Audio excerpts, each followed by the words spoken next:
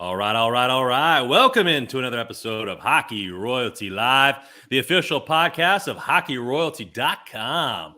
Today, we're going to be talking about the Devils game, the trade deadline, and the goalie outlook present and in the future. So get in the chat, like, and subscribe. Hey, let's go.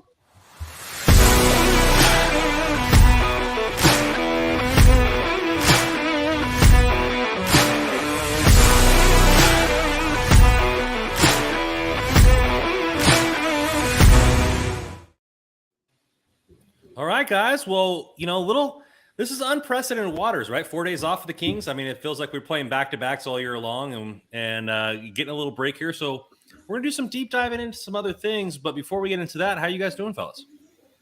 Yeah, it's been an extended break, right? It's not a game since Saturday. Like the first thing that came to my mind is that scene from Talladega Nights where he's like, I don't know what to do with my hands. Like all this extra time. Like, what do we do? But I guess it's been kind of nice. There's been Kings games every other night. We needed a little break on our hands. Yeah, for sure. Definitely needed a break. Doing well, though, Randon. It's been busy over here, but all good. The G-Men with a big win over the weekend, which is nice to see. Didn't expect this team to make the playoffs, let alone get a playoff win on the road. We'll take it. What is going on with Danny Dimes, huh? It was Danny Dunks, and he's evolved into Danny Dimes? Brian Dable. Brian Dable's the man. Love him. And he seems to have he seems to really like Daniel Jones. He's getting the best out of him so far. So I'm cautiously optimistic. With really zero receivers. Right. Exactly. Well, that's the thing. Like, in theory, it should only get better around him here over the next couple of years. So that's kind of exciting. I'm not getting too excited yet about him, but I'm cautiously optimistic at how this season went. My weekend went pretty well. If based on my mug there, a little trouncing of Seattle. And out here in Texas country, we're about to slap up on these Dallas Cowboys fans and hand out tissues in bulk this weekend when I'm out watching the games. But everything's been going good, man. It's nice to have a little break in the King season. I went and saw Avatar this weekend, and which was pretty good, but super stoked about The Last of Us. I don't know if you guys are watching it or anybody in the chat watched that. Epic premiere to that show there. So just excited about some stuff there. I thought we weren't going to be talking about football today. Yeah. Well, I conveniently left out your team. Yeah. Yeah. Let's not talk about the showing my Chargers put out on Saturday. That was, I guess, typical Chargering. I should have expected that. Let's talk hockey. Let's get into it. So the Kings play the Devils, most recent game there, lose in convincing fashion. And it was kind of weird, that game. A lot of scoring coming from the bottom six for the Devils, guys with their first or second goal of the season. Not really many from the first line there. It didn't really look that effective when watching it. But they always seem to find a way to win, and the Devils are hot this season. I guess the big thing that came from this game, for me, at least on Twitter and a lot of fans, is why Quick was in the net over Copley. Was it a decision that they made to kind of you can't scratch Quick forever. You can't start Copley every single game. So when does that decision have to be made? And then just the presence of the team. I threw out some topics out there, boys. Where do you guys want to hit first? I guess you could just start with that decision. That was the biggest story going into the game. I don't know. You can have your arguments to keep playing Copley, why not go with the hot hand?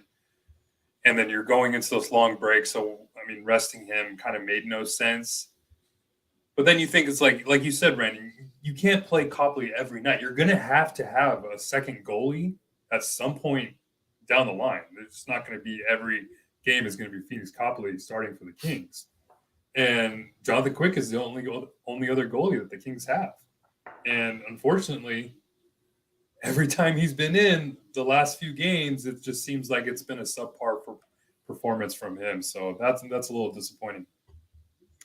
I didn't understand it. It wasn't a back-to-back situation. So I'm going right now. I'm going with Copley unless it's a back-to-back situation, frankly. That's kind of where I'm at. And until he,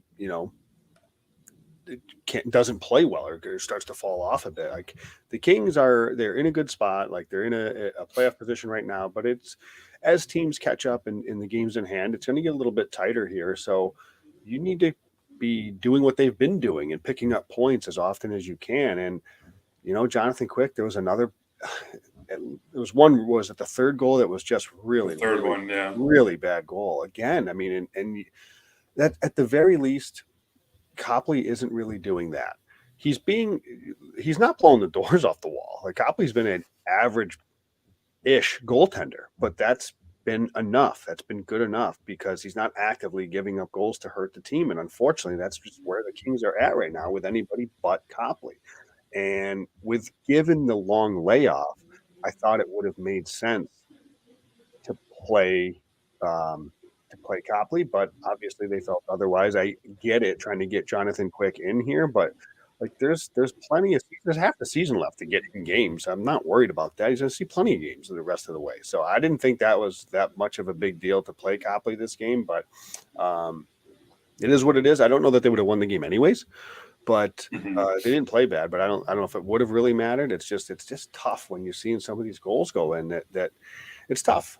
It's tough. It sucks being a fan of Jonathan Quick for so long and seeing him struggle the way he is.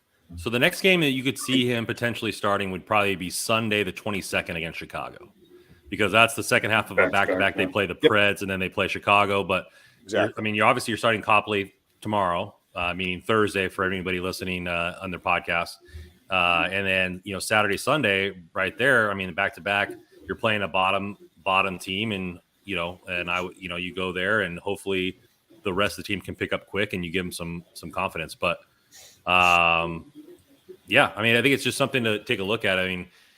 Joe's under the, hey, ride him into the ground. Like this is something that you can't mess around with. And I think a lot of people are like, well, you got to get Quick some time, but ultimately every point counts and you should be trying to put the best goalie against one of the better teams because, he's got to get, you got to get as many points as you possibly can. The Kings aren't guaranteed a spot. I think the Athletic came out with a thing tonight that simulators, there's still only 40% chance to make it to the first round, right? So make the playoffs. So there's still a lot of points that they have to get going and get in and keep putting those under their belt, and just kind of experimenting is not going to benefit them long term.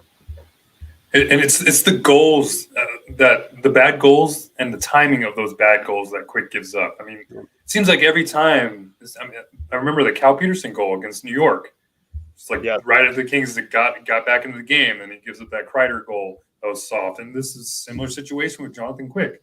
Kings scored. I think it was tied at 2-2, and then kind of a softie let in by Quick like a minute later. So it's not only that he's letting in the soft goals, but it's the timing of the goals that are being let in. It's just a momentum killer for the Kings. Yeah, I think so. Let's get into that. Let's get into what the schedule looks like, and I think another thing for this game. We're playing the Stars. You play the Preds. You play Chicago. A couple injuries announced today for people getting put or haven't got a chance to go on Twitter. Velarde's day-to-day. It looks like Tonka's going to be out to the All-Star break, roughly around there. So that's him and Kaliev around that time frame. Looks like maybe one or two forwards might be brought up. Any preferences here, boys, about who you would like to see maybe for a week or two? Well, I think we got our indication tonight with the Reign playing. They played a back-to-back. They're playing tonight, or they played yesterday in Colorado. They won 7-3. Really great game by Alex Turcotte, who left the game mid-game, took a puck to the face, came back with a full face shield on, set up Martin Chromiak with a goal, and then scored a shorthanded goal himself. That was a really good showing. Martin Chromiak's been playing really good, but left out of the lineup tonight on the second leg of a back-to-back with Sammy Fagemo. So all indications there are that he's going to be in the lineup. And with the way that the roster looks right now, there's only 11 healthy forwards on the Kings roster at the moment.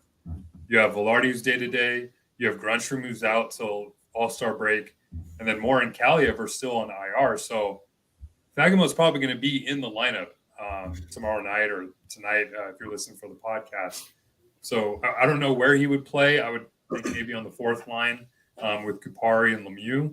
And then you have, it sounds like that Fiala per Zach Dooley today, or I think it was John Rosen tweeted it out, that Fiala is going to be back with Kopitar and Kempe. So we'll see what happens with Quentin Byfield if he shuffles back down in the third line. But from all indications, it seems like Sammy Fagemo is going to be in the lineup tomorrow night.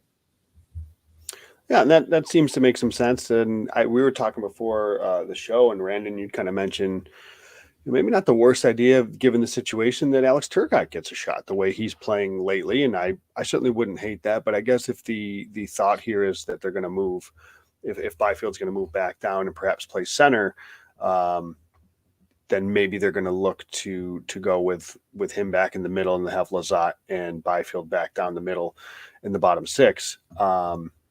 We'll see. But I think Fagemo's, it's a good shout. I think, he's got 4 goals in his last 4 games here in Ontario. So he's playing well. He's putting pucks in there. He's got 12 goals with the Reign so far this year in 20 some odd games. So I got no problem with him getting the call and getting a shot into the lineup. He's been pretty good when the few games he's played. He's only played a few, so not to go too crazy, but I've kind of liked his game when he was in Los Angeles. I mean, it was a big stink that I made that he got sad after he scored a goal. I think we all did. So, I mean, giving him another shot for an extended period of time wouldn't be bad.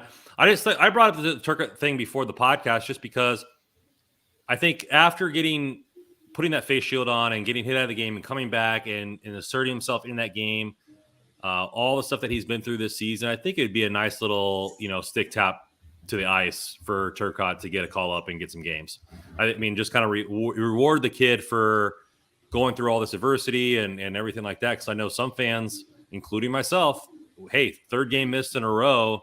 Is this another wasted season for Turcotte? Because there's not a lot of in-depth injury analysis coming out from Ontario for us to know whether it's severe or not.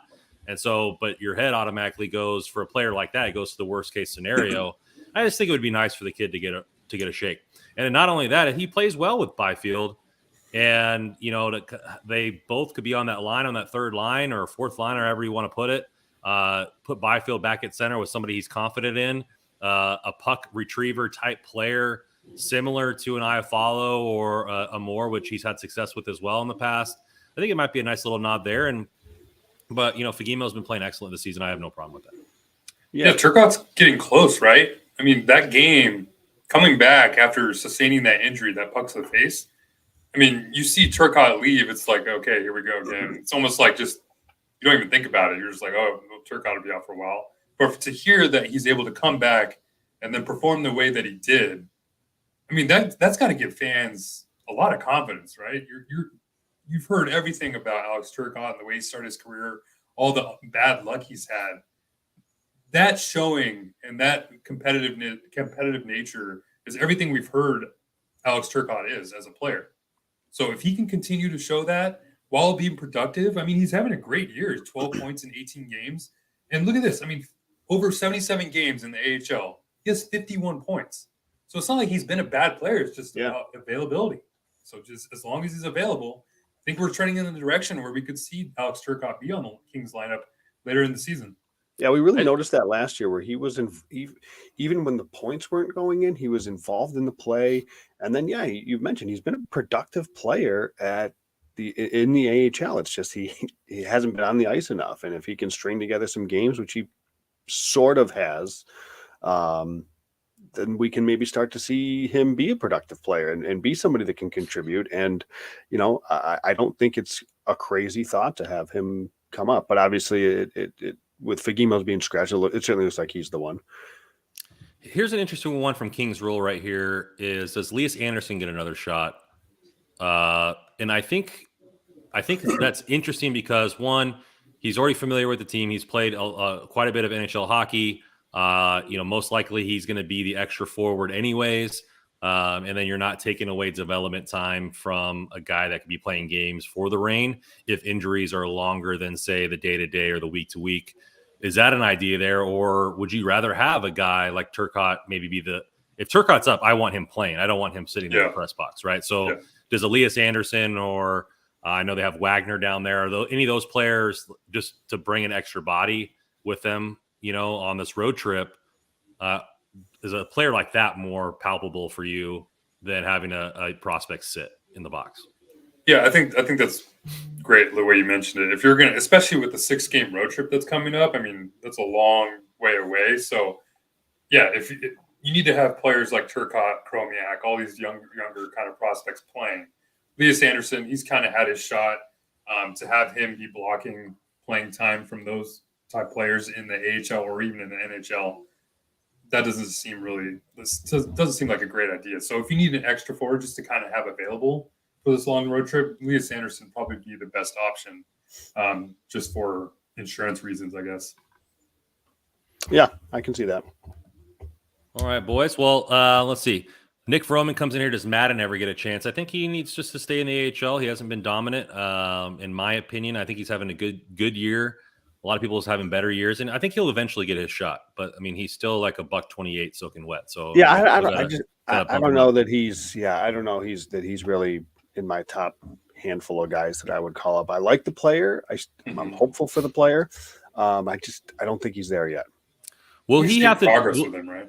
Yeah. Will he have to do what his dad did? I mean, I know his dad's a completely different player, right? He was a scrappy guy, defensive guy, defensive juggernaut, but he was also a little bit of a scorer when he was younger. Will Madden have to make significant strides at the defensive side of the ice? Well, most of these, almost all these guys have been scorers when they were younger. So eventually, as you go up in levels, you have to kind of figure out where you're fitting in. And maybe he's a guy that has to kind of evolve his game a little bit more to be, kind of that,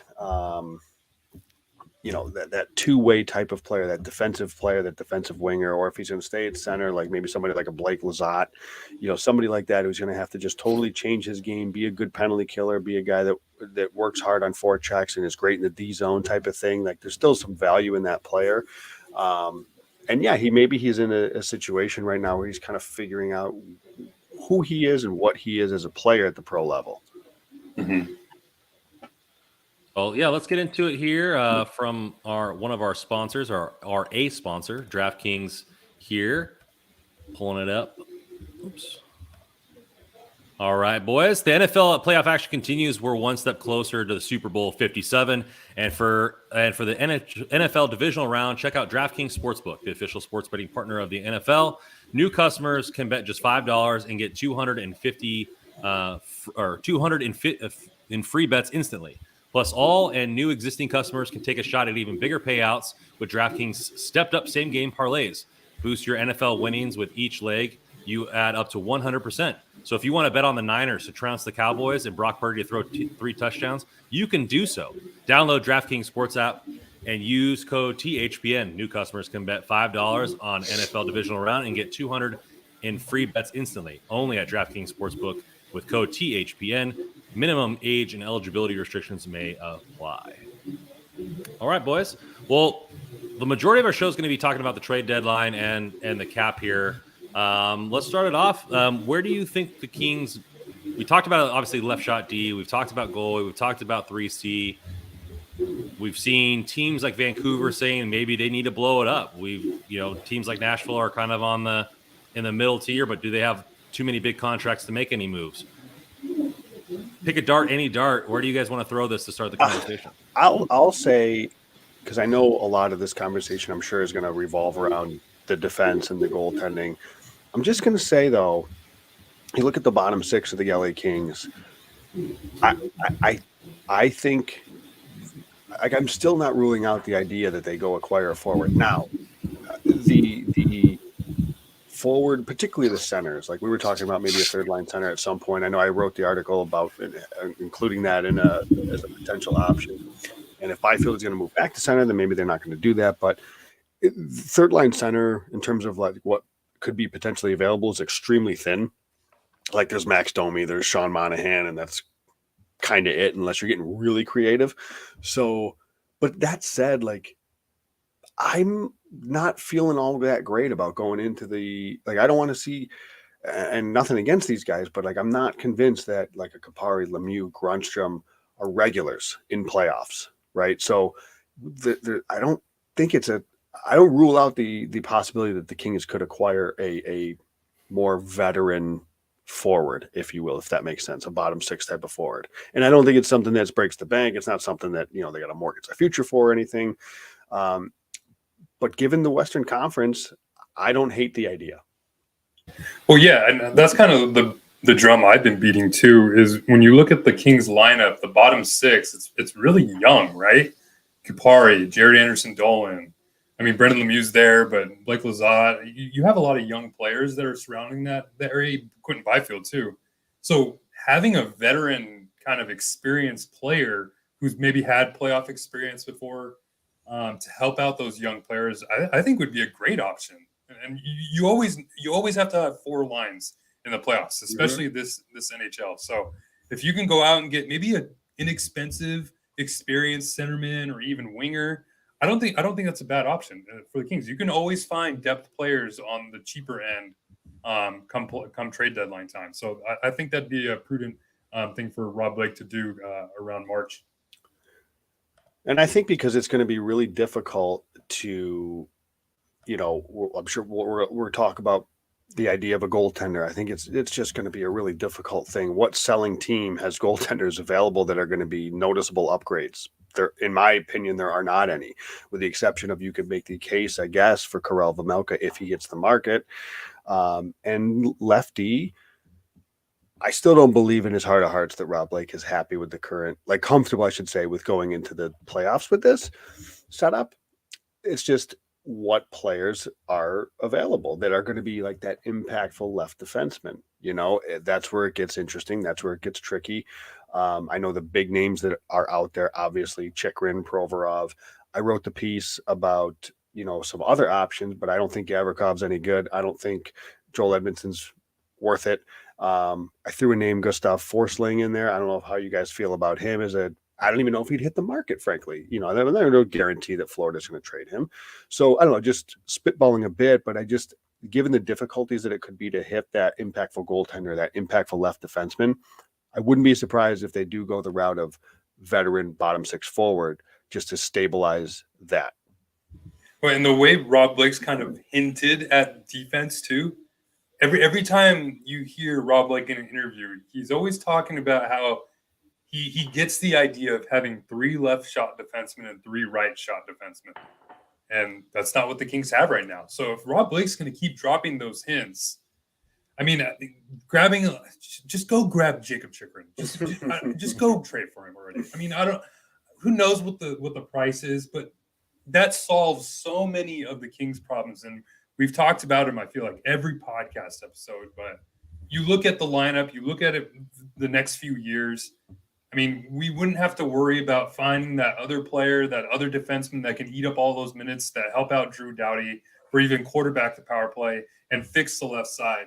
Jacob Chychrun's the best player available, and that's why we always hear him connected to the Kings, because it's just the puzzle piece that's missing right now for this 1,500-piece puzzle in LA. I just think you're looking at, sometimes big moves don't work, right? And it is, but sometimes you just have to take the swing. You have to take the swing and attempt it. And, the only other team that I really watch is the Niners. And was it advantageous for them to trade for McCaffrey and give up more high picks? We don't have a pick until the 4th round. But look what he's doing for that offense. We're averaging 8 more points per game. A player like that, yeah, you might miss the picks or the prospects, but the point isn't for you to trade away prospects that aren't going to make it. The point is for you to trade for a player that benefits your team. So who cares if those prospects make it, or who cares if those picks turn out to be this player or that player, if long as insert name here helps your team. And, I don't believe the cost for Chychrun is too high. It's not like they're asking for an absorbent amount, right? San Jose is asking for 3 first and for you to absorb most of Carlson's contract. That is ridiculous for what they're asking for him. But I don't know. I just think sometimes as a GM, you got to make that move. But hey, I sell cars for a living. I don't, I don't know what the pressure behind that is for Rob Blake, or what the talks are even with the Arizona GM. Maybe they are asking more than what's being rumored. Who knows? The rumored price is certainly still pretty high. I think it's a 1st-round pick and at least one other comparable 1st-round player. You're probably going to need some sort of money going back the other way. Maybe that's part of it too, is a lot of these teams are just so tight with the cap that you're probably looking at teams that are waiting as long as they can just to get as much of the, the cap relief as possible too. So I'm sure that's playing a factor in this also. Yes. For me, the answer is Jacob Chychrun if they wanted to do that. But I tried to look, and there's really not a lot of options out there. Like if you're not getting somebody that's going to be a potential impactful player on the left side, I don't bother. Like I don't bother with Gavrikov. I don't bother with Joel Edmondson. Those don't move the needle one iota for me. So I stick with what the Kings have. If they are not going to pay the price for a Chikrin or a Provorov, then I'm comfortable with what the Kings are going with rather than pay for guys just for the sake of getting a guy. Again, I'm curious about Forsling. Don't know if he hits the market, but other than getting creative with somebody like a Forsling or somebody else, I just wonder if they're not going to pay the price for Chicken, they should just stick with what they've got. Yeah, and the names that you hear, like I hear people say McCabe from Chicago, and like you mentioned, Forsling and Gavrikov. And like I think to myself, like, do those players really make that much of an or are they that much of an upgrade over what the Kings can ice right now on the left side? I mean, Sean Durzi has done pretty well. He's not probably the number one option. Maybe those players help a little bit. But if you're going to go out and trade for a defenseman, this needs to be an impact defenseman. You don't need to just go. The Kings aren't in a situation where they need to get a defenseman just to get one. Mm-hmm. They're doing fine with what they have now, and they can continue to do fine. And maybe Rob Blake will just stand pat and kind of run this to the playoffs. But yeah, I mean that's why I just keep going back. Like if the Kings are going to trade for a defenseman, and Rob Blake's going to keep talking about how he wants to see 3 left shot and 3 right shot, the first player that comes to mind is Jacob Chikrin. I do perennial top 4 defenseman the Kings need. Yep, and I do think Forsling could be an impactful player. It's in the realm of because he's not. I know everybody wants the big bruiser, the big body, the big but I actually think Forsling in a pair with like a Matt Roy could work quite well. You have Matt Roy, who's known for his defensive game, but he can move pucks. And Forsling's a pretty skillful player. He's a good skater. He can move pucks. He can good at zone exits, good at retrievals. So I think he's more of that kind of more of a modern day-ish defenseman, if you will. That I do think that maybe the impact isn't going to be quite as big as Chikrin. I still think he could help the blue line, and I think he makes them better. I agree with you that I don't think that Gavrikov or McCabe really do. I mean, McCabe maybe, but he's got too long of a contract, and I don't think there's an interest in committing to somebody like that. And again, I don't know that he is enough of an upgrade over what they have. I think Forsling could be. Don't know that he hits the market. So, yeah, it's tough right now. I mean, Bubbles is playing pretty good on the left side. So, did you guys hear that? His nickname is Bubbles on the ice. Durzi, yeah. Oh, I did not hear that. That's funny. Because he likes sparkling water, so they call him Bubbles. That's pretty good. I like it. Yeah, so you have this contract up for Chikrin, just to kind of go over it real quick. And the reason why everyone's so high on Chikrin getting traded now is because you look at what kicks in starting next year is a modified no trade clause. So if Coyotes wanted to trade him, they're handcuffed over some of the teams that they could eventually trade him to. I believe it's a 10-team list that Chikrin submits. Yeah, so it's clause details right there, 10-team no trade. Yeah. It's just hard because like, do you make is that Rob Blake hasn't made that big move? I guess Kevin Fiala maybe is the biggest one, and that was the first round pick and Brock Faber. That's a pretty big move. So, but those mid-season trades, I guess we haven't really seen those from Rob Blake. He hasn't really had that. I guess the Kings haven't really been in that situation to acquire those players. They probably are now, so you can make that argument. So, I mean, it's really just what the Kings would have to give up. I mean, when I think about it, the first thing that comes to mind is this year's first round pick, lottery protected. I'd lottery protect the hell out of that thing. And then you probably add like a Turcotte and a Sean Walker and maybe some other prospect. I don't know. That might be too low. But yeah, like you said, Joe, earlier, there's going to have to be some money going out. And Sean Walker is the number one player I think of, because then you open a spot on the right side for Durzi to slide over, and you have Chikrin sliding over on the left. And that top 6 feels great to me. Shank Master comes in. How do we make it fit in our cap? And that's how you have to make it fit is you have to have a player going the other way. Let me flip it over to the Kings cap right here, guys, because I know we've got Chikrin's up there. But so, I mean, this is what this Sean Walker's making 2.6. I don't think Roy is the guy that would maybe go the other way. I think they value him too much. Sean Durzi doesn't move enough of the needle for the cap, in my opinion. And I don't think they really want to give away what he's doing, and considering that he's one of the biggest offensive threats they have right now. I mean, Sean Walker, as much as you want to say it is the kind of the perfect contract there to go the other way to make this thing work. Is that Russ? And Russ, I think you probably are a little bit more adept at this than I am. Does the Walker contract enough though?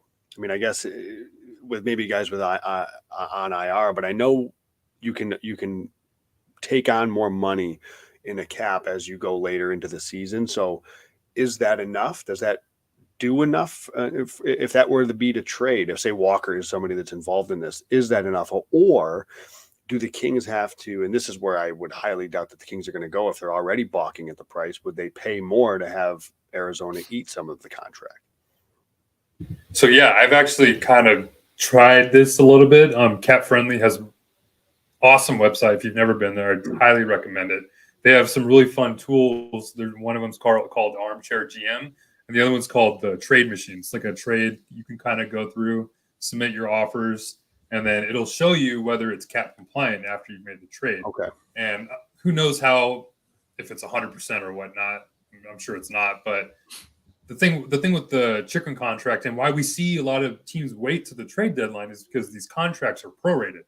So you see 4.25 or whatever Chikrin's contract is now. When it comes to March 3rd, when the trade deadline is, that contract's only going to be about like $1.5 million.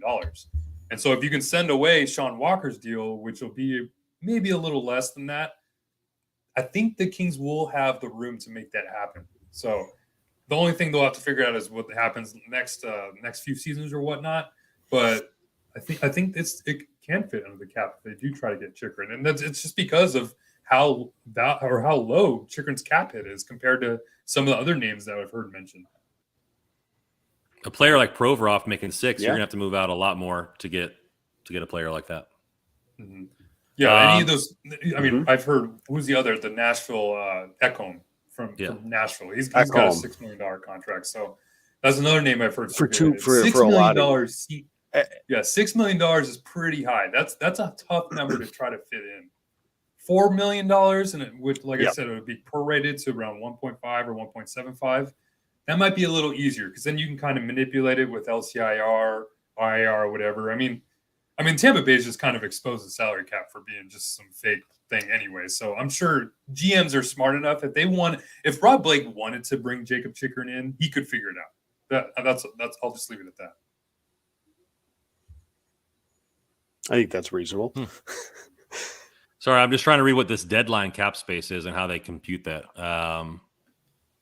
Yeah, that's a little.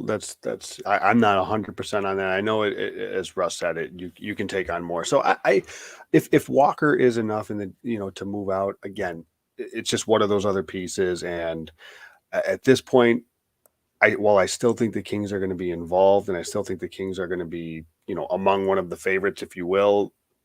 It's we'll see. Somebody's gonna have to, whoever blinks first, basically. And I don't know if the Kings have enough. Honestly, I really don't know if they're not willing to move Clark, Byfield, or Kaliev.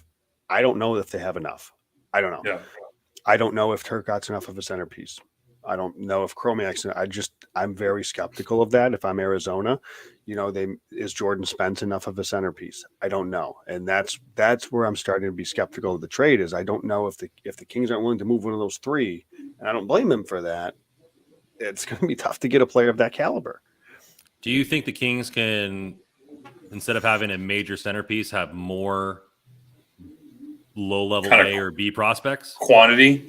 They have it. I just don't know that it's good enough for Arizona. Yeah, I mean, do you want to just grab a bunch of middle six, bottom No. six type players that maybe, bottom pairing players? Yeah, Arizona's going to be asking for the world for Chikrin, which they should. I mean, he's one of probably the top 10 defensemen in the NHL when he's healthy. And that's why I think this year's trade deadline is just going to be insane, because you just look at all the playoff contending teams. They're all right up against the cap. You look at Vegas, you look at Tampa Bay, Toronto, all these teams that are going to want to upgrade. They're going to wait till that last minute to get as low of a cap hit of a player they can find. So trades are going to be flying off the shelves on March 3rd. I'm excited. It should be fun to watch. I don't know. I think it could be. It's either that or it's going to be the other way around, where some of these teams are so cap tight that and there's so few sellers. I don't know. I think there's only maybe there's more sellers than I'm giving credit for, but I just don't know what is available on these selling teams. I've looked around at some of these teams there's not much to buy there. I mean, Yeah.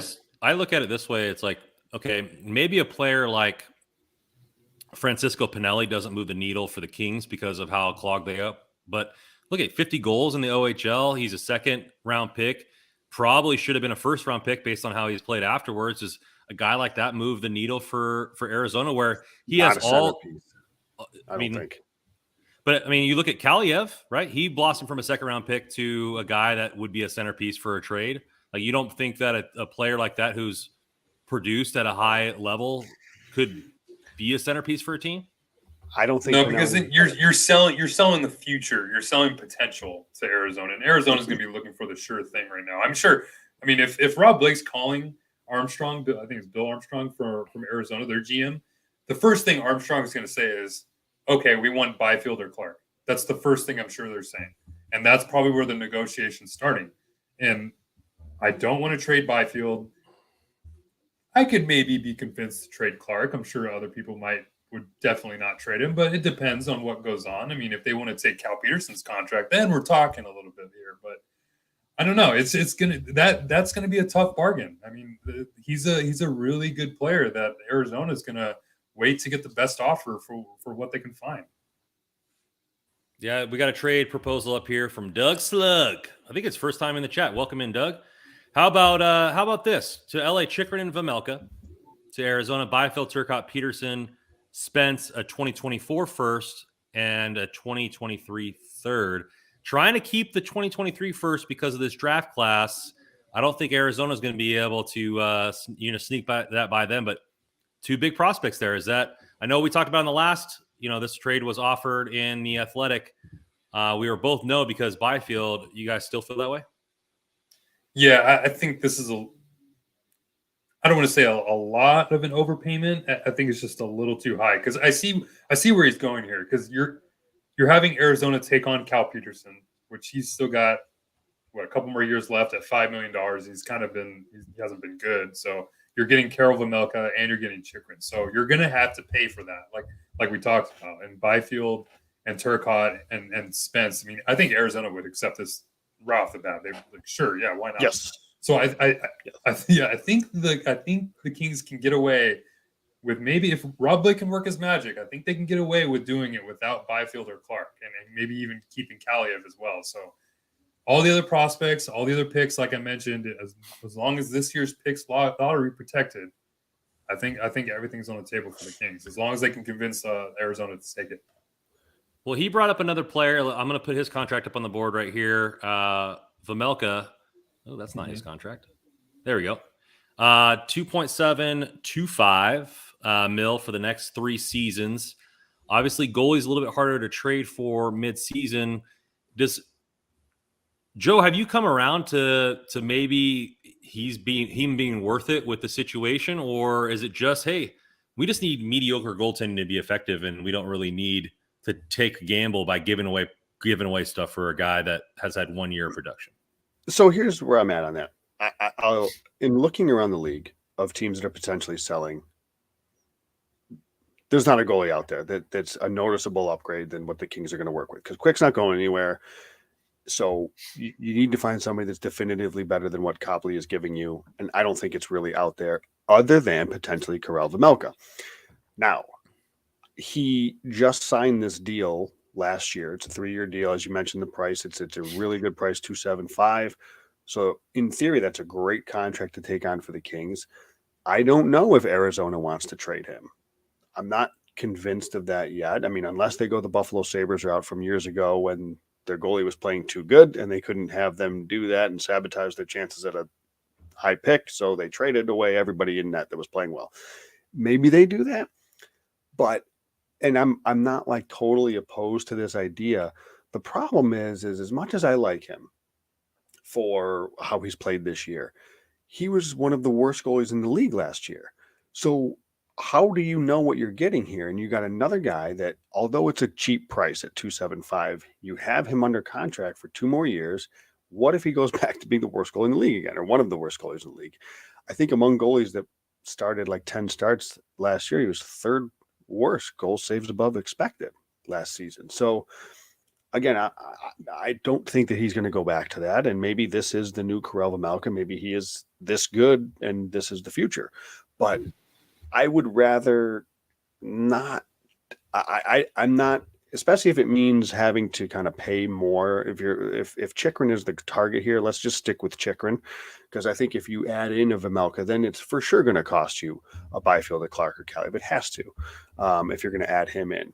And I think I would rather look to acquire Chychrun and perhaps not trade one of those other guys.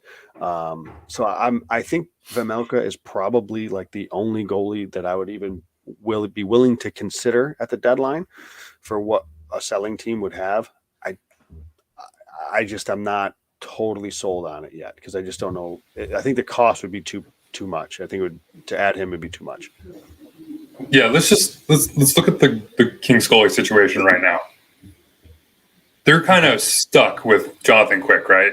Mm-hmm. It's gotten to this loyalty aspect of it, and I kind of want to talk a little bit about how people who are critical of Quick, and then there's some that are saying, "Oh, well, we can't be critical of Quick because of everything he's given the franchise."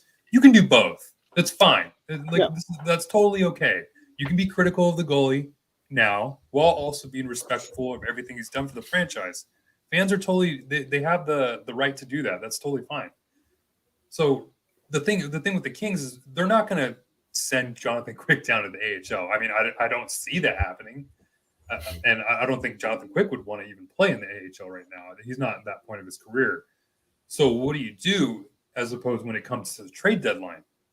Do you bring in another goalie and try to shed Cal Peterson's contract? Well, then what do you do with Quick then? You just kind of leave him in the press box and ride Copley and the new goalie that you bring in? That seems kind of tough to have three goalies on the roster, and then you're kind of just hoping you get Phoenix Copley and then let's just say Vejmelka to kind of ride it to the end of the year. Unfortunately, the Kings right now, from the goalie situation and coming up to the trade deadline, it's just you're hoping Cal Peterson or Jonathan Quick just figure something out and can kind of find their game again, and Copley can hold down the fort until playoff time, and then just maybe he can carry the Kings into the playoffs and we go from there. So it's tough because it's gotten to a loyalty aspect with Jonathan Quick at this point, because there's really nowhere else to put him. Which is, again, another reason why in addition to the fact that none of these selling teams have goalies worthwhile, there's no word. You're not carrying three goalies. And so whoever you acquire needs to be so much better than Copley that you're willing to move Copley back down to Ontario, because it's not going to be Quick. So I'm just skeptical of the idea. I understand it. I'm just skeptical because I mean, again, I've said I don't think Copley's lighting the world on fire. Vejmelka would be an upgrade over him the way he's played this season, but does it move the needle enough? I don't know. I think that of the three, for depth forward, goalie, and D, I think goaltender would be the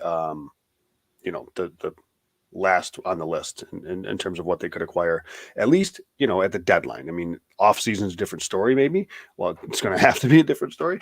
But I'm skeptical of the deadline.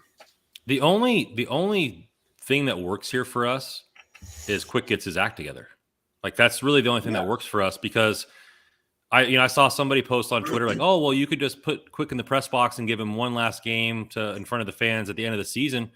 But is that any better than sending him down to the AHL? Like, just letting him rot in the press box? Like, Quick is, if we know anything about him, is he's a competitor. He doesn't deserve the press box, just like he doesn't deserve the AHL. But this is also a business. Like, yep. I mean, do the Kings get to a point where they do, they do that? Like, hey, Quick, like, you're just not playing well, we're going to cut you, or what do you want to do? Like, because they did right by Carter. They did right by Brown. Like, hey, asking a player that helped their franchise, hey, what do you want to do with your career? I'm sure Quick's response is going to be like, well, I want to help this team. Like, I feel like I got something left to play. I mean, I don't know if it came down to it. Like, let's go with Joe, right? Because Soros is the guy that is elite, right? What if they trade for Soros? then do you mind if they cut Quick or they demote Quick at that point? Or is it, hey, Soros is so much more elite than Copley, we move Copley back Yeah, down? they would be. Yeah, in that scenario. So, I mean, I've, as you guys know, I really don't like spending too much for goaltenders, whether it's money or assets or whatever. But Saros is one of the few that I absolutely would. And so, But I yeah, mean, is there really a right play here for Quick, like, or for the Kings no, on Quick's behalf? Like, there really no. isn't. No. And I don't blame them for he is the backup goalie right now, and he will be after the deadline if they acquire somebody or if they don't acquire somebody. If they don't acquire somebody, then he's going to have an opportunity to not be the backup goalie come playoff times. If he can find his game and play well down the stretch, then he will be the guy in playoffs. But until then, yeah, they're not sending him down to the A. They're not waiving him. They're not going to carry 3 goalies. That would be a mistake too. So right now it's Copley and Quick, and unless you find somebody that you would, have better, that you're going to acquire that is definitively better than Copley, and then that's, I guess, in that example, it would be, Vejmelka would be, if Nashville decides to blow things up, which I don't think that they will, and I don't think that the thing is it's going to be really tough for them. They got a lot of big contracts. It's going to be really tough for them. So I think if they do a Saros thing, it's probably in the off season, and I'm not sure that they actually do that. So this is for everybody looking. This is Saros's contract right now. Yeah, and if you look at Nashville as a whole, you've got Forsberg's at 8.5 for the next 8 years. Matt Duchene's 32 years old. He's making $8 million for the next 3 years after this one. Ryan Johansson, 30 years old, $8 million. Mikael Granlund's got $5 million for 2 more years. Like, they've got some. Ryan McDonough, 3 more years at 6.75. Ekholm, 3 more years at 6.25. Yossi, he's a stud, but $9 million for the next bunch of years. So, like, they've got big contracts of guys in the wrong side of 30. So the idea that they're going to blow it up may sound good in theory. Those are tough contracts to move. So I don't know how you do blow it up. So that's why I don't think anything happens with them and Saros at the deadline. That may be in the offseason if they really look to do some totally make things different over there. But I don't know that I see that. But Saros is an absolute stud. He's been one of the most consistent goaltenders in the league for the last handful of years. He's somebody that I would pay for, but he has to hit the market first. I'm very skeptical that happens. Before we get to will he or won't he hit the market or other goalie names, King's rule here, would Copley clear waivers? He thinks no. My question to you guys is, unless the upgrade is significant, are we helping another team? Don't you think the way Edmonton's goalie situation is going that they would pick up a Phoenix Copley for as little as much he's playing? You don't think so? Oh, for who? They got 2 guys under contract. What are they going to do with Campbell and Skinner? No. I mean, do you think they care? Yes, those contracts matter. They just signed Skinner and they just signed Campbell. No, they've got their goalies. Absolutely. So there's a lot of teams that are in binds because of goalies right now. Mm-hmm. I don't think so. Is there a team out there that has the opportunity to pick him up? Off the top of my head, I mean, if you look at some of the playoff teams, because you figure it's probably playoff teams in general. Yeah. I mean, maybe, no. Like, if I look in the West, Calgary's not going to do it. Edmonton's not going to do it. You could maybe make a case for Seattle, but I don't know. Vegas probably.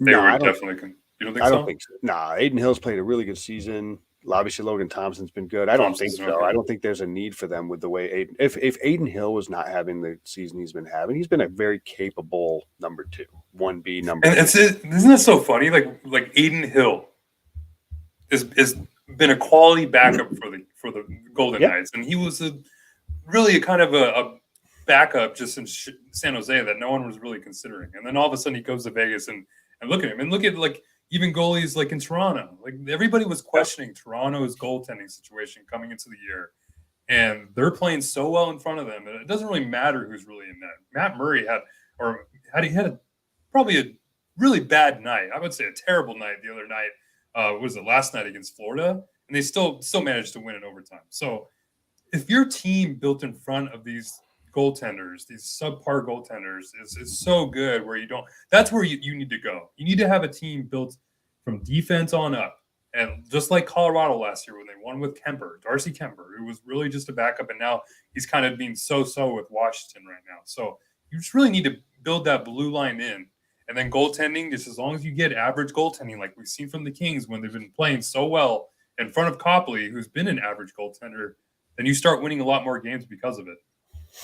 Yeah, I'm trying to look. I'm just trying to look at teams that, I mean, I don't know, maybe like a Tampa Bay if Copley's a better backup for whoever there, because again, Copley's not going to go anywhere to start.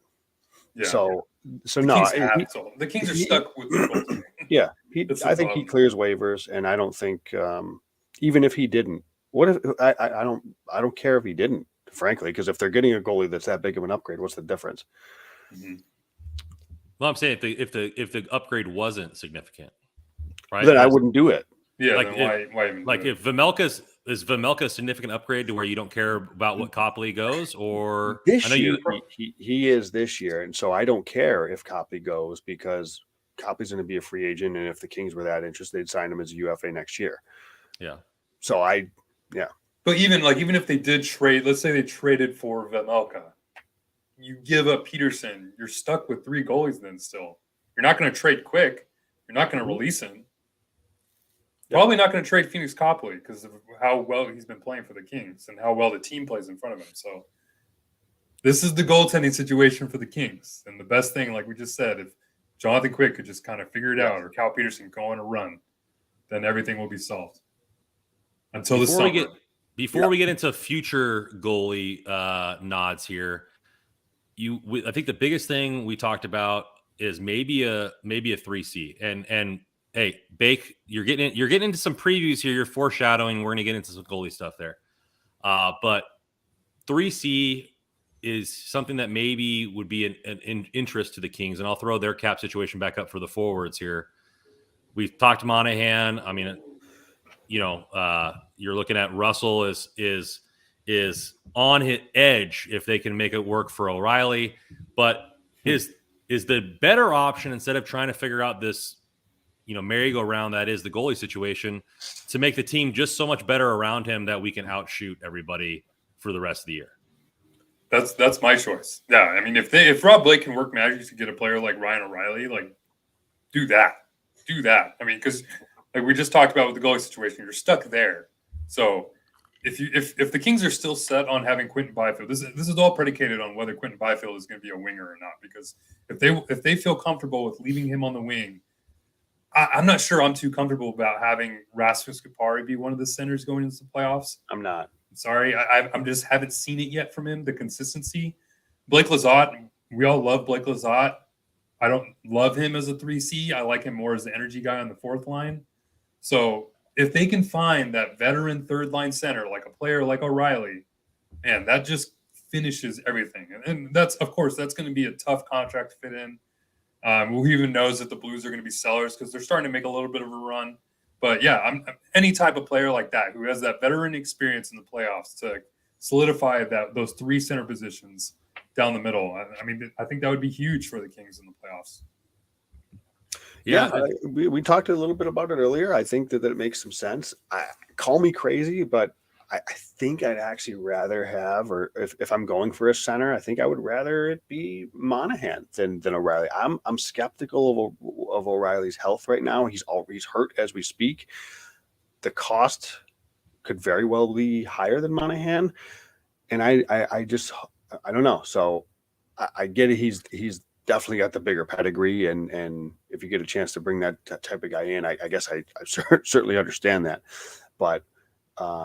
I'd be curious of the cost on Monahan, but I just think I'm almost, and Russ, you said it earlier about maybe even a winger, just because I think there are going to be so many teams looking to upgrade the center position that even 2C, that a guy like a Monahan or a Max Domi, or if Ryan O'Reilly hits the market, is going to be really attractive to somebody like, potentially Colorado.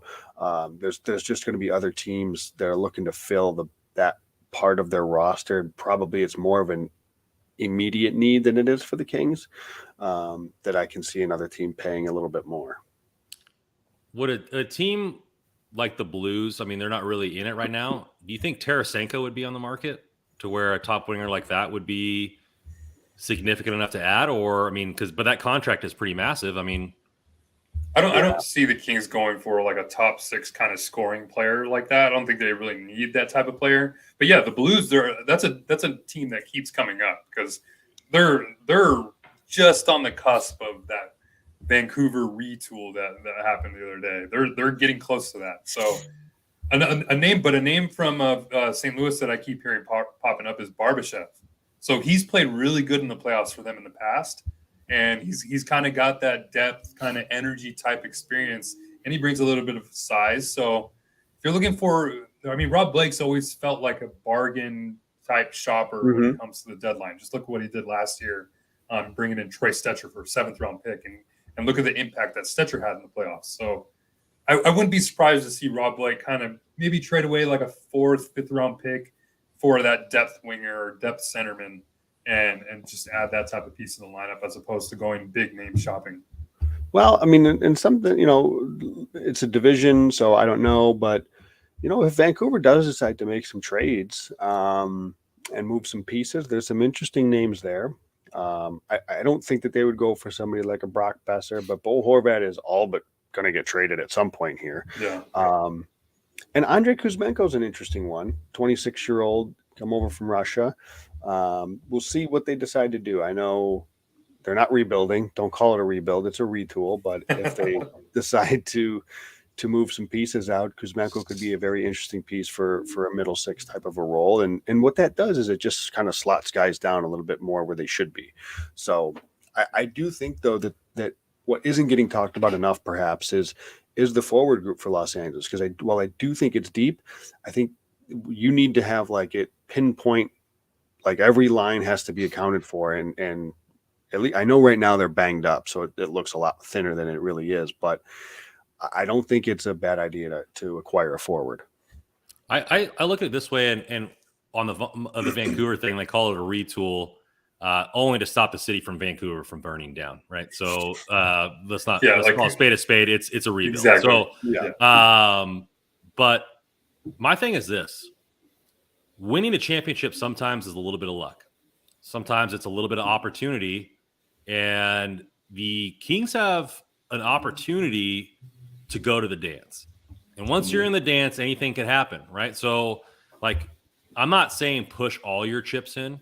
I guess I kind of was with the Chikrin because I really don't care what the cost is outside of a couple key players because he's long-term as well. But as far as a rental is concerned, or a one-year player, like the Kings have a legitimate chance to be the representative out of the Western Conference. And then when you're in that 7-game series, anything can happen. So I think I'm coming around to being okay with maybe overpaying for a rental, not like absorbing an amount, but to get the guy that they really think that could benefit the Kings, because it's like next year, who knows what this division looks like or this Western Conference looks like.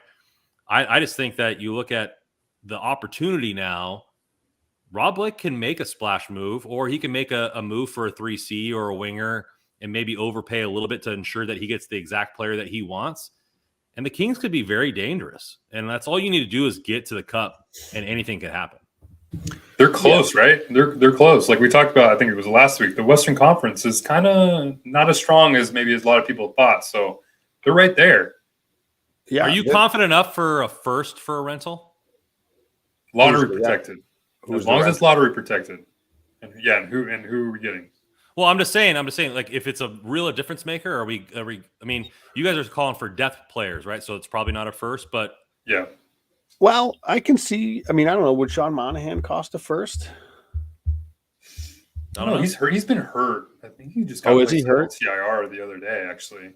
Oh, but I mean, if they're trading for Ryan O'Reilly or Bo Horvat, if they can figure that out, how to get those players into the salary cap. I know both those players have high cap hits. If they can figure that out, I'm trading a first round pick all day.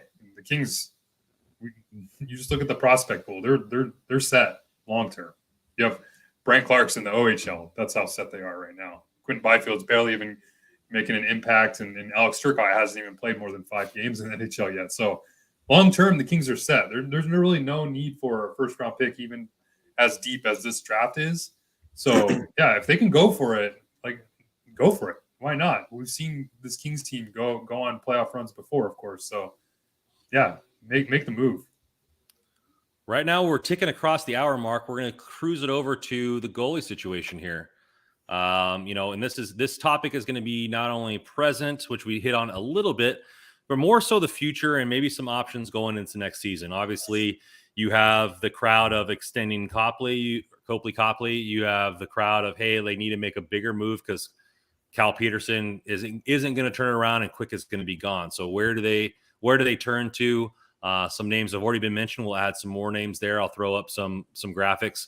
But I mean, the situation going into next season, and now we're doing some little crystal ball action here, boys. But it's a glaring need. I mean, if Phoenix Copley is your savior for your season, it's something that has to be addressed. So let's start it out here. Let me throw this up here. The first one we've already talked about a little bit in Saros, and that's his contract there again.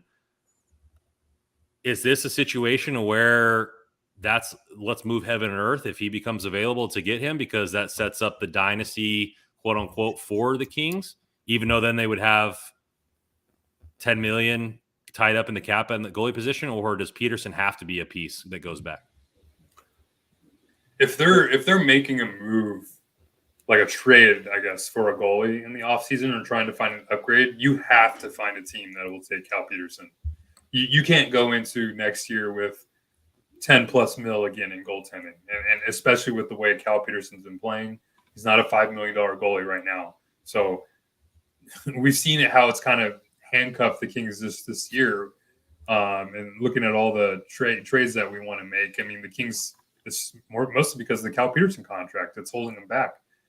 So yeah, it's no big move is going to be made unless Cal Peterson is moved the other way. So I would just start there, because even though they're getting Jonathan Quick off the books, I don't see him coming back. Phoenix Copley maybe as a backup, but it's just tough. As a fan base, I don't think anybody wants to see Cal Peterson going in as the number 1 goalie next year. So I would think there would be some upgrade coming in the offseason for the Kings. Yeah, if Saros becomes available, I do what I got to do to make it happen, which would include buying out Cal Peterson. I know that's not ideal. I don't love it. I think it's not a good situation, but I don't know who in their right mind is taking that contract on via trade. So Saros is one of the few guys I would pay for. You think like, I mean, if Cal Peterson stays in the AHL, team's not going to want to absorb that entire contract unless we're paying them to do so. So then do Kings keep 50% or retain 50%, which would that be similar to a buyout as far as what the cap hit would be regardless? Like, I mean, you might have to, I'm not a cap guru like that, but that'd be something interesting to talk about. The other one there that's interesting with the teardown that's going on is going to be Thatcher Demko. And I know a lot of people brought this up there. This is his contract, similar, exactly the same, actually, $5 million there. The Canucks have been garbage. And we've talked about this ad nauseum, is the team in front of you is as good as can't help the goalie as much as the goalie can help the team in front of you. So would a better team in a better situation help a goalie like Thatcher Demko maybe resurge, or is having 3 more years of uncertainty with how he plays too much of a risk? I think it's just too much of a risk. I don't know. Just committing to a goalie, hoping that you'll find it, or hoping that he'll find his game again. Because right now, I mean, yeah, Vancouver's been a terrible team in front of him. They're not really giving him a lot of help. But even then, it's just it feels like you're getting a Cal Peterson. I mean, just numbers based. Because I know Thatcher Demko can be a good goalie in the NHL. He's shown it before. But so is Cal Peterson too. So you're kind of just bringing in another project just to kind of fill the project that you have now. So I don't know. Where I disagree is Demko, the prior 2 years, he's been hurt this year too. He's still hurt. So I think in conjunction with And I want to say Vancouver has been one of the worst teams in the league off the rush defensively, which has just killed Thatcher Demko. I mean, the amount of 2-on-1s that they're giving up, and so a lot of it is the environment in Vancouver. But he was a top 10 goalie in goals save above expected each of the last 2 years. Like, I'm a Thatcher Demko guy. I know he started off the season really poorly. I really like him. I don't love the 3 years at 5. I get that. And it kind of makes me twitch just seeing because of what happened with Cal. But this is a significantly better goaltender than Cal Peterson. Like, coming But into does this but season, does Van? Sorry, I didn't mean to cut you off, Joe. But does Vancouver absorb some of this? If they're retooling, do they try to get people off the books? Like, I mean, they may not have to for Demko if he comes back healthy at the end of the season and he play. I want to say he will be returning. I don't think it's like this a season-ending thing. I think he'll be back if he comes back and plays and shows he's healthy. They may not have to. He's that good. He's a really good goaltender. I think he's a top 10 goalie, and for me, I had him in the conversation of like top 5 to 7 goalie coming into the season. It hasn't obviously panned out. He didn't play well. Now he's hurt, yada, yada. But I do think Saros is better, but I'm a really big Thatcher Demko fan. And it isn't just a situation where he's had like this 1 year. He's had a couple of really, really good years in a row. So I do think there's a little bit more stability here than there was ever with Cal Peterson, who I don't know if he even had a positive goal save above expected leading into his contract. outside of the guy with the big smile, Russell gave me this link for Cal Peterson's buyout. Russ, why don't you go over this a little bit?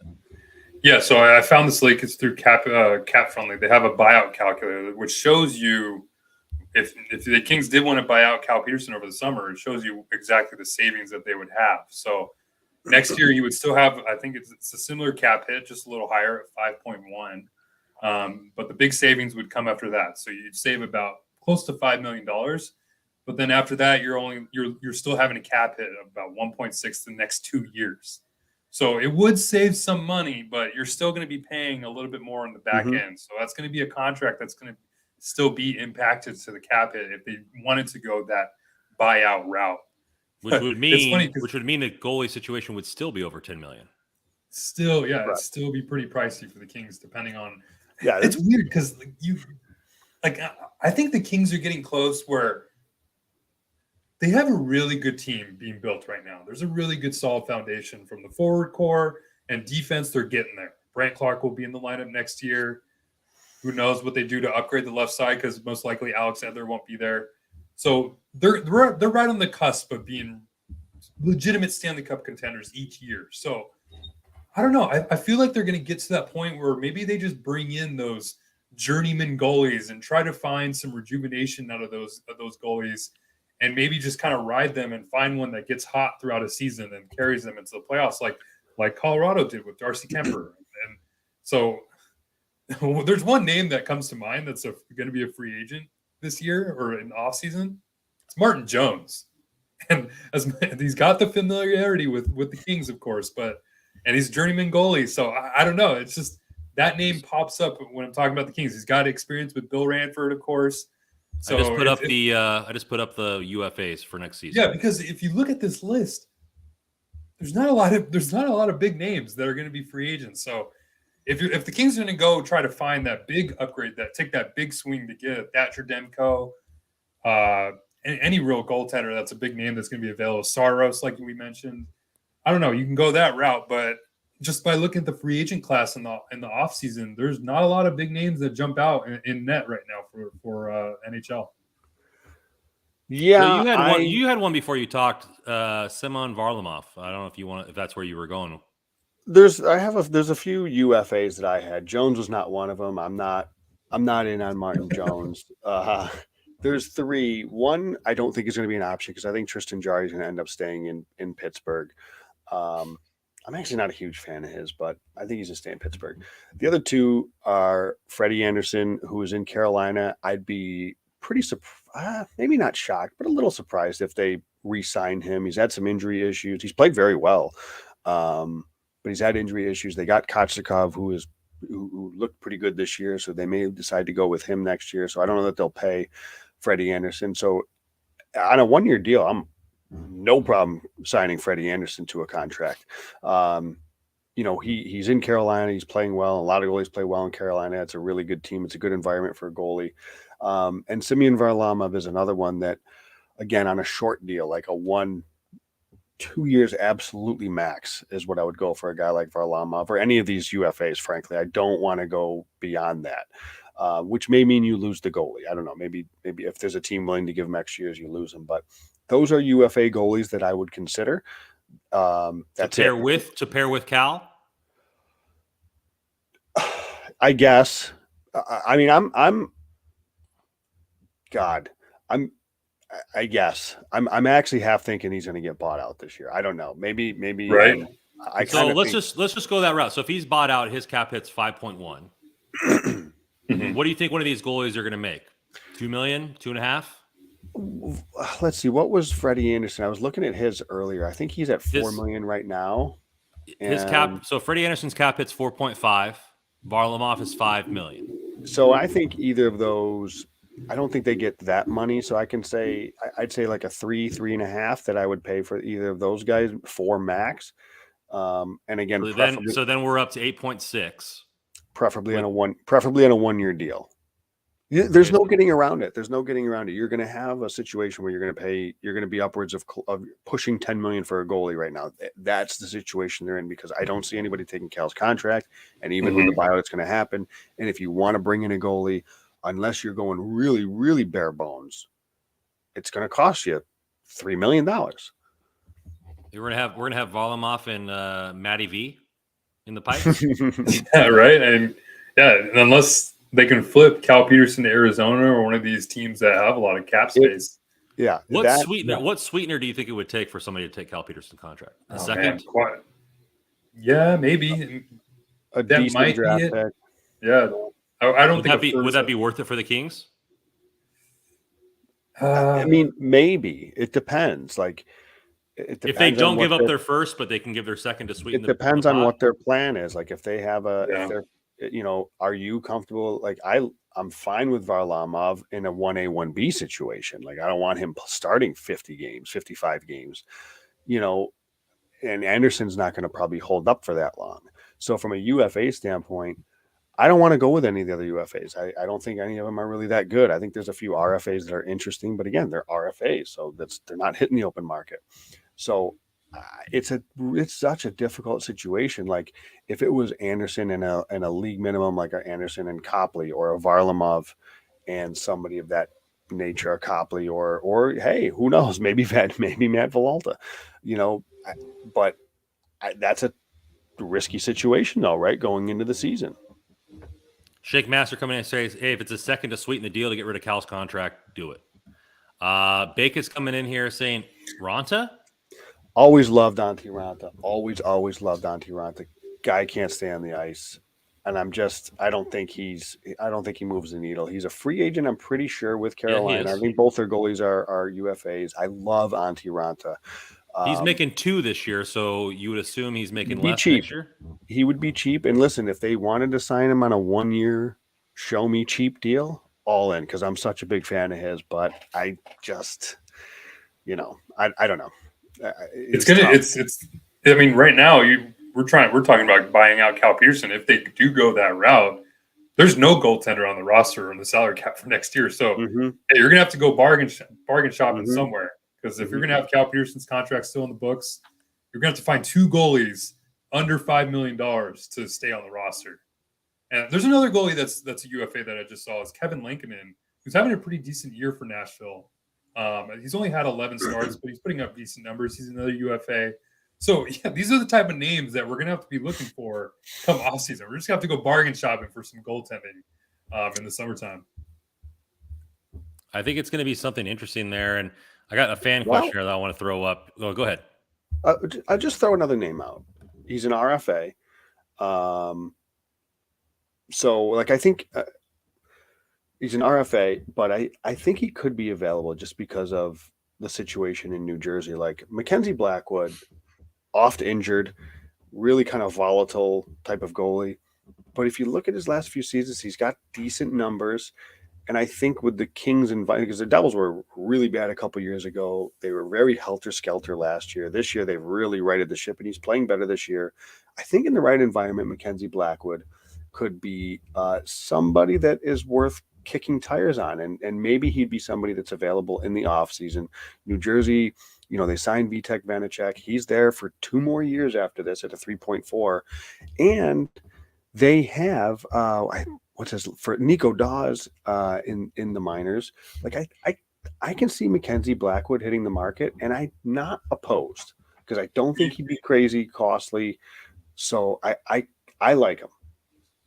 You've had the Buffalo goaltenders in mind too for some kind of a crowded net. Yeah, so that is more of a future. So Blackwood would be like for next year. I think he would step in and he'd be in play for next year. The goalie that I've been talking about in Buffalo for the last year or so has been Eric Portillo. They have Devin Levi, who is their number 1 ace prospect. They've had Ukko-Pekka Luukkonen, who's seen a lot of NHL action this year, and he's I like when you say his name. It's a fun name that rolls off the tongue. This is a kid show, Russell. We don't need. Sorry. He's probably been the best. Not probably. He's been the best goalie in Buffalo this year. Craig Anderson hasn't been great. Eric Comrie's been hurt and not great. And Buffalo is going to be looking to really they're going to be somebody that's in the goalie market next year, no question, too, because Devin Levi is not going to be ready to step in next year, I'm sure. But going back to Eric Portillo, because they have 2 prospects already, Levi's their stud. Luukkonen has been playing in the AHL for a couple of years. He's got his feet wet in the NHL now, so he's probably an NHL goalie for the duration now going forward. And if you're Eric Portillo, you see the writing on the wall. It's like, do I really fit in here? Where do I fit in?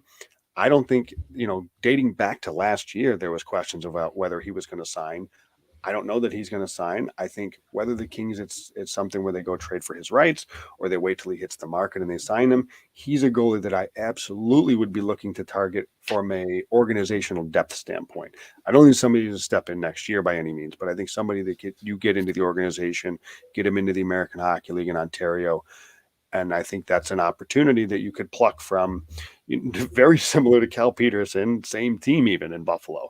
But that's a route I would take. And just for the hell of it, while we're on Buffalo, and I know we're talking goalies, so I'll make this quick. I don't know if Ryan Johnson's going to sign either, a left shot D. And I think there's still a need in left shot D in the organization. He's from Southern California. Craig Johnson is his dad. So I believe Ryan Johnson played at Rancho Santa Margarita High School. It's right down the street from me. Yeah, so just throwing that out there. He was Brock Faber's partner in University of Minnesota. I believe he still is. But I'm skeptical that he signs in Buffalo either. I mean, they've got 57 left D and 2 of them are named Darlene and Power. So where's he going? So I think he's going to be on the market too if for rights or he hits it from a free agent. So 2 guys in Buffalo that I think not only they make perfect sense from organizational depth standpoint, Portillo and Johnson. So we trade Cal Peterson to them, and they give us Ryan Johnson and Eric Portillo. Done. Let's do it. Now, for those that don't know, I just want to go over Portillo. He's a 22-year-old goalie, he's a starting goalie for the University of Michigan, obviously lighting it up. They're one of the better teams in college hockey.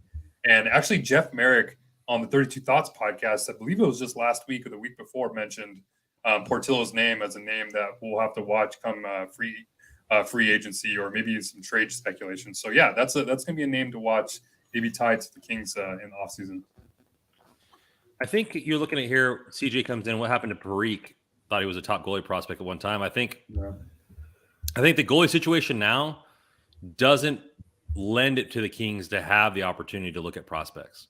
As much as Matty V is playing great, in my opinion, for the Reign, like you can't, with the way the team is constructed right now, you can't have him as the 1A and hope that he plays well, right? I mean, and bring up these types of things. So, I mean, Parikh, I haven't looked up his stats. I'm sure he's doing just fine, but I think he was in the USHL. But yeah, they don't have the patience to wait. Like this team is constructed to win. So you can't just like, hey, the most important position on the ice outside of 1C, let's just hope that Matty V and David Hrenak can hold it down next season. Like that's just not how this team is constructed at this point. I'm going to bring up a name here, and it would probably cost a pretty penny. But I know don't know if there's an award for this type of player here in the NHL. Comeback player of the year or whatever. But I'm gonna throw up this. If you say Carey Price's name, I might leave the podcast right now. No, but I'm gonna say this. And it's within the division, but Mr. Johnny Gibson. Now, elite goalie playing in Anaheim. Anaheim is rebuilding, so it would probably cost us a first, if not more, to get that kind of player. But he's an elite goalie at his prime. Is the team just being that ghastly awful the reason Gibson is not playing well? Would a team like the Kings be able to resurge him? Would the Ducks want to face him for the next 5 seasons? I don't know. But, yeah, it would cost you more than maybe to get another player, but they already talked about trading him. So, yeah, you'd have to give up a lot more to get Gibson. But he's probably got some more in the tank. Like, when you're that elite of a player, you don't just forget how to play hockey. So what do you guys think about John Gibson and maybe having to pay that maybe 1.5 premium to get a player within the division? I mean, I absolutely love John Gibson's play. And the only reason I don't talk about him is too much is because he's an Anaheim Duck.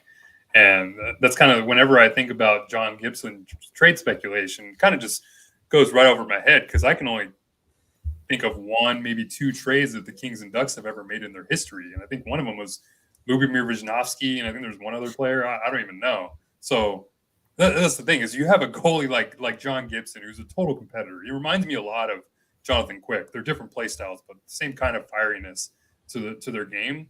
So I don't know if Anaheim would want to face a player like that that's just right down the street for the next 4 or 5 years. So, I mean, I would love for the Kings to figure out how to do that because it would solve a lot of the problems in net for the future. But, yeah, it's just the history, the rivalry, I guess, between the Anaheim and LA. Obviously, Gibson would have to have the Kings on his radar, right? As you see there, modified no trade clause, 10 team. You look at players have done or teams have done in the past, Giants, Dodgers, et cetera, et cetera. Joe, would you be able to get obviously Peterson would have to go the other way because then you're having 12, 13 million in net, which means you'd have to probably sweeten the pot even more. Is it a first? Is it a first in Turcotte? Is it a first in Clark to get Gibson? Is it that worth it to potentially lock down the goalie position for the next 5 seasons? Gibson is. I'm glad you brought him up. He's somebody that I honestly really struggle with. I've liked him for so long. I've always been a big fan of his, but he has not had good seasons the last handful of years. And how much of that is Anaheim? I get it. So I don't know. I mean, you look at his goal save above expected at 5-on-5. He hasn't had a good one at all since the 2018-19 season. Again, how much of that is his environment? I want to, I don't know. I think he's a really good goalie. I still think he has the potential to be an upper echelon goalie if he's on a different team that's actually competitive and kind of reignites him. I really like him. I don't love the contract. I wouldn't be surprised if he would move to LA. I think he said last year, because again, talking about, Buffalo was all over John Gibson, I think, last offseason, but he wants to stay. He said he wanted to stay in Anaheim. So unless that changes, it's either Anaheim or LA, right? Because I would imagine he'd be okay with LA, but I don't know. I'm a big John Gibson fan. I wouldn't pay as much for him as I would for Saros or Demko. And you don't think you would need to? Probably. Maybe not. Yeah. I get those Drew Doughty rebuilding type year vibes. So do I. Same type of competitiveness. Hey, I don't want to come to the rink and play for a crappy team. Call me when we're competitive again, and I'll step it up again. So I kind of get those vibes. Speaking of that, did you see John Wall? I mean, it's basketball, but he's like, I don't want to be a backup player to this team. I'd rather just sit out and not get injured. Yeah, it's like I almost kind of like that a little bit. I don't know. You want players that want to play and want to be on winning teams because, you want that competitive drive from your teammates. And we've seen this resurgence from Drew Doughty, and he even talked about it at the beginning of the training camp where he was like, I hated coming to the rink because I knew we were so bad. And like, yeah, it made so much sense when you saw the underlying numbers. So I'm kind of getting that same sense when I watch Gibson play, because there's been times where you watch Gibson's games and he's just carrying the team. Yep. I mean, the Ducks are so bad. Like, They it's so are funny so bad. Like So we is talk it about the Ducks is it Cal Turcotte a first and a second? I would hate. See, that's the thing is when you make a trade like that. Let's say Gibson doesn't work out and Alex Turcotte all of a sudden is an all-star. Like that's kind of what's in the back of my mind, because if you're trading really high-end prospects to your rival, that can always come back. You want a for sure thing. Yeah, exactly. And then with Gibson, you're not really getting that for sure thing as much as we've just kind of hyped him up a little bit. But I just want to talk about the Ducks real quick, because I hate that they're bad in the year that Connor Bedard's being drafted, because they should be getting so much more flack for how bad they are. But then you can talk about it and say they're probably the worst team in franchise history, one of the worst NHL teams ever, but they'll have a shot at Connor Bedard at the end of the year. So it kind of gives them a free pass. Let's So just throw this out there, it's just tough. Western Conference teams. Now, obviously, it's not Pacific, but Western Conference teams that are in the running for Bedard: Chicago, Anaheim, Arizona, San Jose, Vancouver.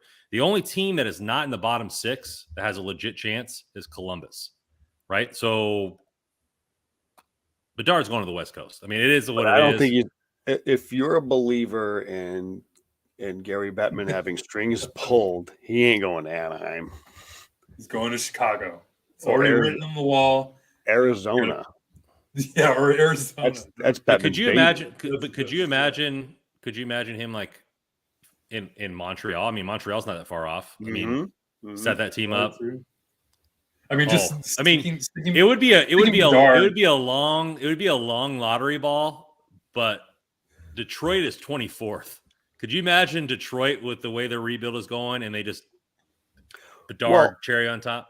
To the point that Russ is making, though, yes, with Bedard, but again, you look at the other guys like Leo Carlson, right? Fantilli, Mitchkov, like this. You're going to be getting somebody significant, but obviously Bedard is on just a whole other level. But we'll see. They are incredibly bad. Like, and I guess like to wrap it all back up with the goaltending. Like, if you are a team like Anaheim or Arizona, this is what Buffalo did years ago. Their goalies were freaking stealing games. They said, we can't have this. And they dealt them at the deadline. Yeah, exactly. They traded that's what I was saying with John Wall. They were like, I think he plays for Houston. Like, that team literally said, hey, we're tanking. We're going to sit our best player on the bench, and he's not going to play minutes. Like, yeah, they're actively tanking. Like, you could see like that. Is that enough to push Arizona to trade Vejmelka or to push Anaheim to trade Gibson? It does that. As this gets a little bit closer to deadline, are they worried?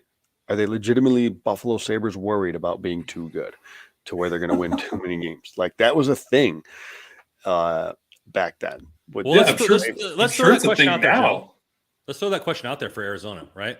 Like, Chychrun is not destined. If Arizona ever makes the Stanley Cup, he's not on that roster. Vejmelka is probably not on that roster. So would they trade away Vejmelka and Chychrun to just do a nosedive for the rest of the season for cheaper? I don't know if they do it for cheaper. Yeah, I don't know if they do it for cheaper. I don't think they need to. Like, I think they could still. They're going to. I don't think that's I don't think that's a negotiating tactic that Rob Blake would go into. Like, hey, we know that you're just trying to get bad here. No, but I'm saying, like, cheaper is in the form of, like, we talked about pinnacle prospect, Byfield, Clark, or whatever. Would Arizona move off that? I don't think so. I don't think so, because what is it? Is it the top or the bottom 3 teams that get the top 3 lottery odds in the NHL? Yeah. So I don't think Arizona really needs to do that. But it is interesting to think about, because I'm sure there's some teams that are like saying, hey, we're not going to make the playoffs. We're not going to make a run. Let's just sell it all right now. No, but it's not. But the thing is, like, but there's the buyers don't have the room for it right now. That's the thing. Is like, I wonder if there's teams trying to sell, but they can't find a buyer for it. That's the problem, and that's why I think the trade deadline will be a little bit busier than we've seen. The odds are not the bottom 3 are not the same. So the odds is 18.5 for the last, 13.5, 5% difference, and then 11.5. but the percentage chance of getting the first overall pick for Columbus is almost a quarter. So if Arizona right now, they only have a 9.5% chance. So if they can, that's 9% difference between Columbus and them right now to get Bedard. Yeah. Like, would that be enough for them? Because then you have Logan Cooley and Bedard for the rest of the next decade. Like that's a team. That's a team. Jack Doan. When you I love Arizona's prospect pool. Yeah, when you look at how well Vejmelka has played this year, like he has stolen them points to where they should be down at the bottom where kind of yeah, right that's there. why they should take Cal Peterson's contract for free. If And they then want to play- get and play Bedard, Cal Peterson. they gotta Yeah, take but his then you're contract. just kind of you're doing it like on a hope, right? Like I understand where you're coming from, Brandon, because you like if I was Arizona or Chicago, I wouldn't want to win another game. I would say, hey, let's go out and just forfeit, and that's kind of what Anaheim's doing right now, which I would agree with everything that's going on with them. But yeah, it's just a hard sell. I don't know if any team, if they're going into the negotiating But table Fantilli, saying, but hey, Fantilli, we know. Yeah, I mean, it's still there, but I still think they'll get premium dollar for those players because Chikrin. no, they should. He's still, yeah. I totally understand where you're coming from, and but Rob that's why I should think take out the GM of Arizona, get him drunk, start talking about it. You love Bedard. they just sign on the dotted line, right? Like here. whatever club they're at, just play Bedard highlights on repeat. Like that's what they need to do to get this thing going. But I mean, Fantilli is there. You know what's an interesting thing I thought about the other day? I was just kind of like, okay, Michkov was rumored to be neck and neck for number one, but obviously he's in Russia under contract till 2025. Like, what if a team like Ottawa gets like the fourth pick and they get Michkov? Like, they're cruising up, and then they get all of a sudden an influx of a number one overall talent like a couple years from now. That'll be interesting to see. It's not something that we need to debate, but I think it'd be interesting to talk about. Like, Michkov is a number one overall pick, but because of his contract situation, the fact that he's in Russia, he's going to fall. So it's going to be interesting where that goes. But there's going to be a new wave of teams coming up. Like the Kings are kind of spearheading this new wave right now from the teams that are those early 2010 teams that were bad. But you have Anaheim coming close. San Jose's they'll be right behind. Arizona is a ways away. San Jose is not even. I don't think San Jose will never win in the next. Buffalo's coming though, like Ottawa, like you just mentioned. I mean, there's going to be this new wave of teams where all those rebuilding teams just said, like, hey, all right, that's why I'm so glad the Kings decided to rebuild the time they did, because they're on the peak now. So those teams that kind of waited a little bit, like Anaheim did. I mean, whoever gets Bedard obviously is going to get spearheaded straight to the front, because they might be a playoff team right off the bat. So it's going to be fun in the NHL for the next few years, that's for sure. A lot of really good prospects. I had someone ask me, "Do you think this is the golden age for the NHL?"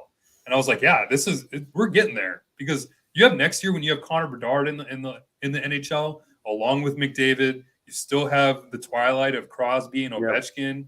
I mean, McKinnon, really." I mean, McKinnon, there's Cale McCarr. There's a lot of really good quality hockey being played everywhere. Do you think McKinnon's the most underrated superstar in any sport? Because anytime somebody talks about the top players in any league, like I've never heard McKinnon's name, and I think he's just ridiculous. I don't know. I kind of still think it's McDavid. Like what he's doing is freakish. The most underrated superstar. Every time the Oilers are on national television, which is never, they just repeat his name over and over again during the broadcast. The Oilers should be. He's not even on the ice, and they're like, "Oh, McDavid." They should be. The Oilers should be on national television. Couple times. But what about the Chicago Blackhawks and Pittsburgh Penguins? We got to get them on TV every other week, right? At least give the Boston a Winter Classic every year. I know, because that's the thing. Like, just imagine if Connor McDavid played anywhere near like where I live. Oh yeah, Boston, $1 million idea right now. Toronto, forget about it. What if the Kings re-sign Copley, and they are the Winter Classic game in Alaska in his hometown? There we're talking. I love it. There we go. NHL, thank me later. Write me a check. All right, guys. Well, I mean, we're over an hour 30 here. I mean, we could talk forever, but I can see our numbers are dwindling. People are getting tired. So let's call it a night here. As always, thank you guys in the chat. Thank you guys for coming in. I really appreciate you guys. The fans for Hockey Royalty mean more to us than ever. Tell your friends, tell your loved ones, tell your enemies that you need to like and subscribe on YouTube, man. We're trying to get to 1,000 subscribers. We're at 450 or so. We're getting Tell there. everybody. We're getting there. Hijack their phones. Subscribe for them. Do it. We love it. We love it. So find all the articles at hockeyroyalty.com. Buy your shirts. Buy your mugs. But also follow us because, Russell, you are the one of the top follows for LA Kings. You are the top follow, my friend. Try NHL Hockey Russell Royalty there. is. Hockey Royalty, Hockey_Royalty. JW Patarino, Dubs coming in all the time with his takes, and Rando Commando 24. Hey, Thanks, chat, by the way. Thanks, guys, for hopping in the chat. man, Always. this is great. This is a great ride. What a season. What a season. Who would have thought?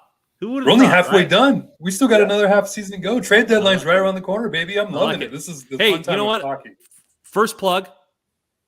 We're going to be doing a live show for the trade deadline. Ooh. First plug. Like it. Live show for the trade deadline. Big announcement. I love it. Big announcement right there. So call in sick, do that kind of stuff. I don't know if I can write a letter for you if that would even hold weight, but let's do it here. Let's get it going because this is a big season for the Kings. Love the LA's the pinnacle of hockey right now because people are sleeping on us. People are sleeping on us, and we're going to dominate right now. So I like it. I like it a lot. HockeyRoyalty.com. Let's go. As always, on this podcast and all the time, go Kings go.